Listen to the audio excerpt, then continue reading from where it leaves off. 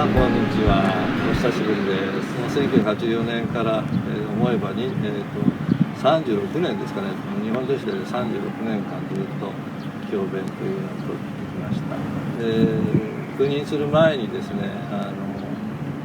一回なんていうのか面通しみたいな感じで皆さんの先生方とお会いしたのが今でも覚えてるんですが、昔の仙山館という、時計台みたいな塔がある建物の、成人準備室っていうところですね、4階ですかねのちっちゃな部屋で皆さん実はお昼の時だったと思うので皆さん食事されて私がドギマギしながら、その部屋に入ったわけですけど、沖田先生が一生懸命お昼食べててですね私が目をくれないような感じで、そういうこととかあるいは後藤先生がですね当時は私より大先輩なんですけど非常に若く見えたのでこの先生と仲間でやっていけるのかなとですね思いました。であと、重慶の会の創始者である小川先生ですね。小川先生は、皆さん多分頭ソフトクリームですね、これが印象にあると思うんですけど、そういう先生もいらした、当時の学科長ですね主任あたりが若い人じゃあこれやってもらいましょうって言った時に小川先生がパッと立って「はい」みたいな私がって言った時にすごいなと思ってずっとやっぱり若い先生たちがあんまり入らなかったんで小川先生がまだまだ若手で、やられてたっていうそんな面白い話も、あったかなっていう。ソフトクリームはきちっと先生毎日セットされていらっしゃるんですけどある時に解いた時を見た時にすごい長い感じでですねびっくりしたようなことも覚えております。小山先生はですね私の入ってだいぶ後からいらしたんですけど設計のもちろん先生で万博のパビリオンなんかもやって来た早々に我々をやっぱりいろんなところ案内してもらってというようなことが一番最初の方の思い出ですかね。で先生はお酒がすごく飲めてたんですけど第一工房にいらしてですね皆さんと酒を飲み交わすことが大好きという感じです。あと高橋幸子先生ですね。高橋幸子先生は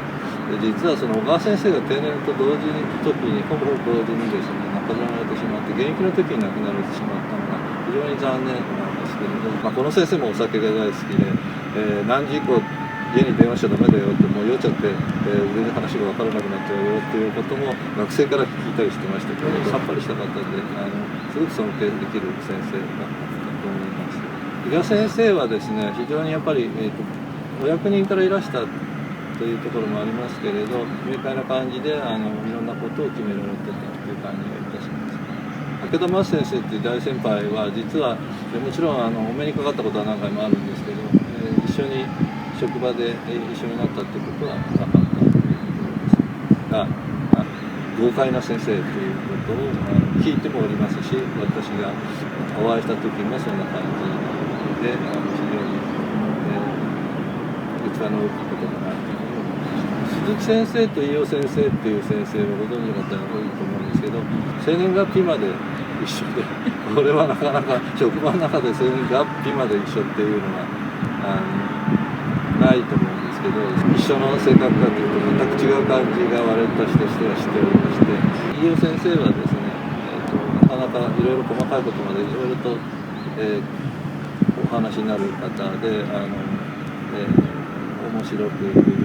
られてましたし鈴木先生は今度は歴史系ですので文献とかですねそういうものとかあるいは保存再生ですねそういうのに今もお元気でそういうことをされてるって聞いてるんですけど北先生は非常にいろんなところで細かく研究室周りもいろいろ見てですね石川先生こうだとはよみたいなことをたくさん教えてくれた先生なんですけど旦那様は単身赴任の時食事を全部用意されて、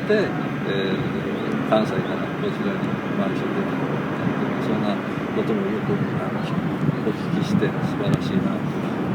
林正子先生はですね小川先生と同期なんですけどわざわざ私の研究室に訪ねて出してそれでご挨拶っていうことでびっくりしたんですね。本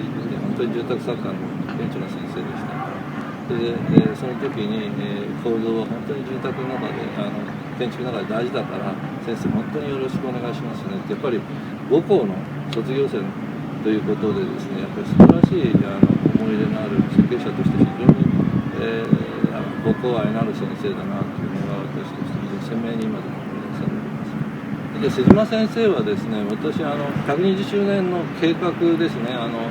図書館とかメジロキャンパスのリニューアルの計画が数年前から始まってたんですけど、瀬島先生に頼んでほしいみたいなことがあって、それで当時の学長と、我々で、瀬島先生の事務所に行きましたので快諾していただいたんですけど、瀬島先生はやっぱり世界で活躍されてるっていうのもあって、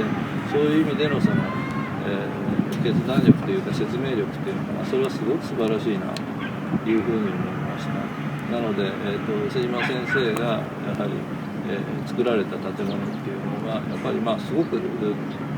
今流のっていうか近代的なものになってますし、それからやっぱりできてからですね、建築学科の学生とか先生方とかやっぱりどうしてもこれを見たいということでいろんな形で、アクセスがあったっていうのをもちろん雑誌当時ですね、取り上げられておりますから、ぜひ皆さんにまた見ていただきたいんですが、ぜひやっぱり生のものですね、建築は生のものですから、ぜひ皆さん来ていただいて、母校の建物、それからだいぶ雰囲気変わりましたので見ていただけたらいいかなと思います。36年、1984年から36年間長く、そういう予定だったんでもないんですけど、なぜかいろんな役があってですね、やめられなくてですね、で36年間勤めさせていただいて、去年3月に、めでたく退所というか、ジャニーズでは退所っていうらしいですけど、卒業したっていう、AKB だと卒業させてもらったっていう。